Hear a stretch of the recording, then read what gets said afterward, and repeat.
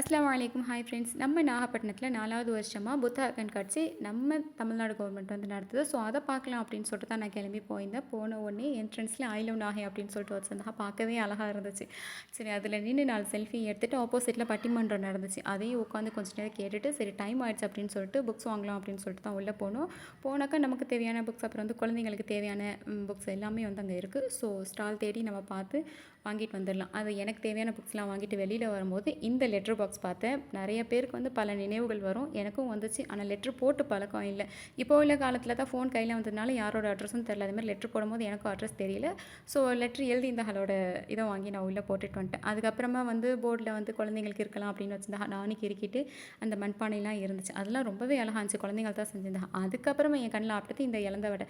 இதை வாங்கி சாப்பிடாம இருந்தேன் அப்படின்னாக்கா அந்த போன இடத்தோட ஃபீலிங் வந்து எனக்கு சுத்தமாக இருக்காது அப்படிங்கிறதுக்கு அதை வாங்கிட்டு உள்ளே போனோம் அப்படின்னா தமிழ்நாடு கவர்மெண்ட்டோட தமிழ்நாடு போலீஸோட ஆயுத எக்ஸிபிஷன் தான் அங்கே இருந்துச்சு. ஸோ அதெல்லாம் பார்த்து முடிச்சுட்டு நிறைய இருந்துச்சு. பட் நான் ரொம்ப ஓவராக எக்ஸ்ப்ளோர் பண்ணலை. டைம் ஆகிடுச்சு அப்படின்னு சொல்லிட்டு நான் கிளம்பி வந்துட்டேன். தேங்க்ஸ் ஃபார் வாட்சிங்.